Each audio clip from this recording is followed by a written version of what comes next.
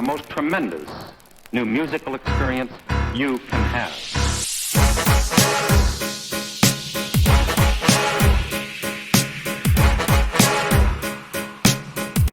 Alright, what's up, y'all? It's Logan, and I'm here bringing you yet another weekly podcast into these Revelation weekly updates that we've been doing. This is the week of 12/13/2019. Today, the day of this recording being 12/12/2019.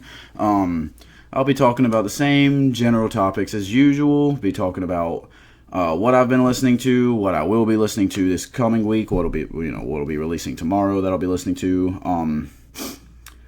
I'll be getting a little short blurb about the Czarface project that came out this past week. It didn't warrant a full review. There's not much I have to say about it, but I'll be talking about that on here. And I will have just a short little topic. This week's being, what is your favorite non-hip-hop album that has come out this decade?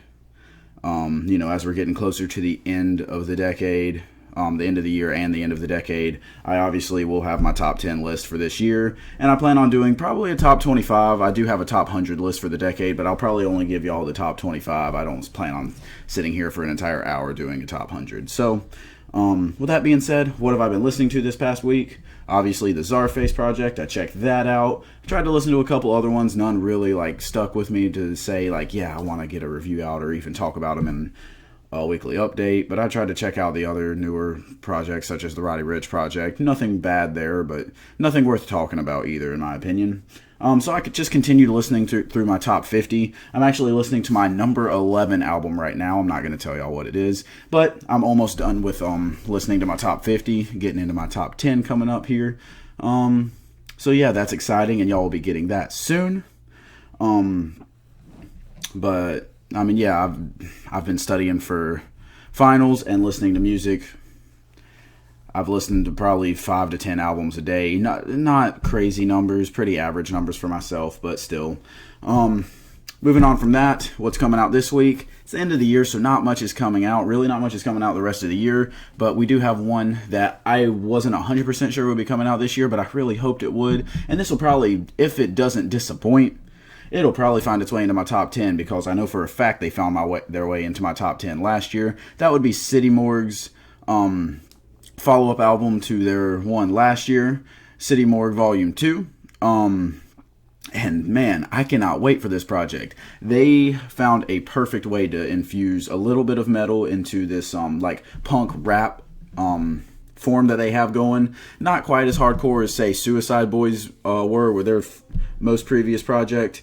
But man, I just really like City Morgue, and I am very excited for this one.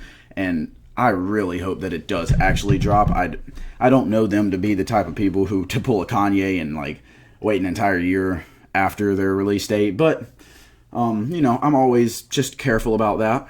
So prayers up, that one does drop, because I really love their music. It looks like it's going to have a Denzel Curry feature, and as y'all know, Denzel Curry, one of my favorite artists. He was actually, since I only had Spotify for the previous 2 years, or at least this account of Spotify, he was my artist of the decade. He was my artist of the year last year, and he was my second favorite artist this year.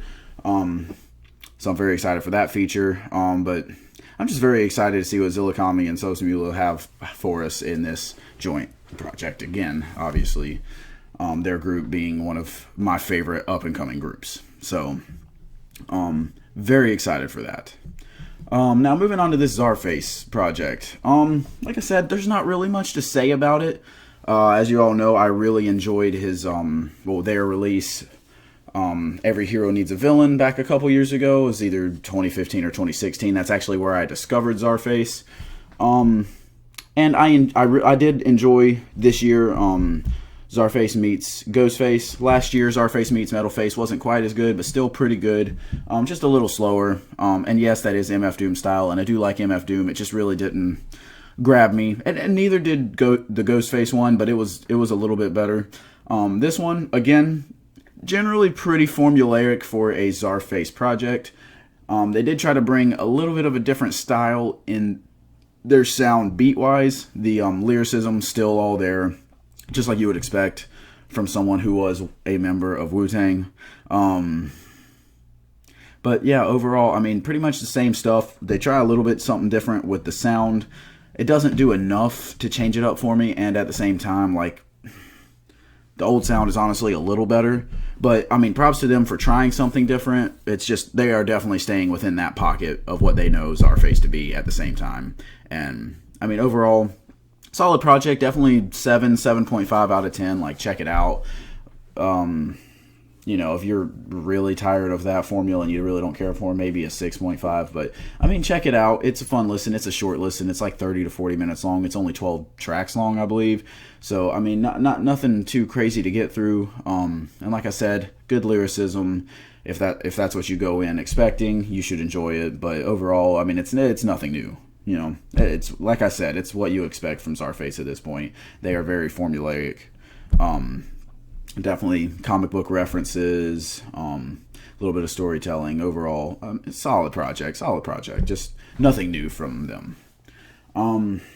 Now, let's go ahead and get into this topic. What is your favorite non-hip-hop project of this decade? Now, when you ask me this pretty much just goes into pop and R&B. And when I say pop and R&B, I only say that because of like artists like The Weeknd, where he has a lot of pop stuff, but he is considered an R&B artist. I'm not talking like I'm going to say any Taylor Swift or anything like that, because I'm not. Although that latest Ariana Grande album. But regardless, I'm messing with y'all. Realistically, favorite non-hip-hop album for me, I mean, it's generic to say, but I gotta say Blonde by Frank Ocean is my definite favorite. I think that is one of the best albums of this decade. You already know it's going to be in my top 10, right up there with To Pimp a Butterfly, My Beautiful Dark Twisted Fantasy. Those are no spoilers for my list. Everyone knows, and everyone knows those are going to be up there. And if those aren't in your top 10, then I mean, what are you doing? That being said, a couple of other ones that I would throw in that fold. I have a personal connection to Malibu by Anderson .Paak.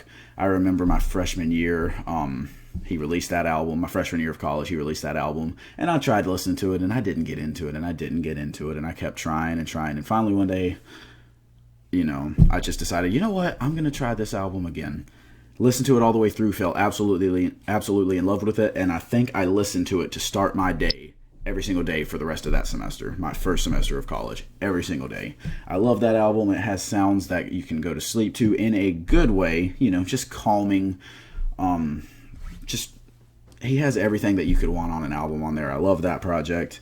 Channel Orange by Frank Ocean, that's another one. Really good project, really good songs. Not quite as good as Blonde, but you already know Frank Ocean's going to bring that that vibe to you that you want to get. He's going to bring the storytelling. He's going to have an overarching story behind it. You already know that Frank Ocean always comes with the best.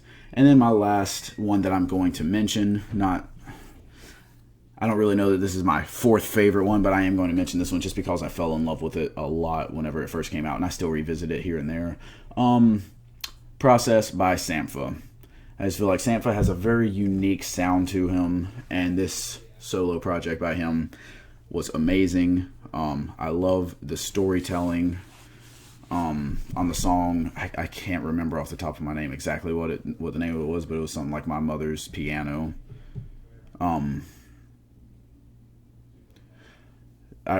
The piano in my mother's home. I know he says that on the track, just talking about losing his mom, and how he deals with that pain, and how playing the piano brings him closer to her and stuff like that.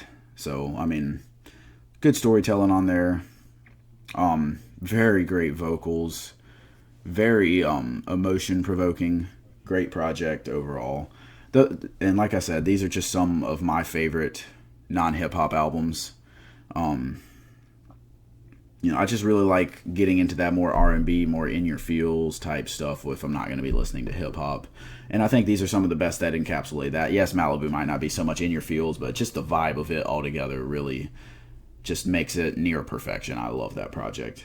That being said, hit me up in the comment section what your favorite non-hip-hop albums are. They don't have to be R&B. They can be rock. They can be pop. They can anything you want them to be. Yeah, let me know on that. Other than that, that's all I got for y'all this week. Hit me with a like if you enjoyed the video, comment, subscribe, share the video, all those great things. I appreciate y'all watching, and I will be hitting y'all up with a review, I would imagine, next week for the City More project, because I am very excited about that, and I highly doubt it disappoints. Other than that, hopefully I will be going home this week, so hopefully my Wi-Fi stands up so that I can upload over Christmas break. If not, it's going to be a dry season, and God, I hope that doesn't happen. But I appreciate y'all sticking with me. I hope y'all are ending off the semester great if you're in college or high school. I hope y'all are ending off the year in a great way that sets you up for success next year. And I will be hitting y'all up next time.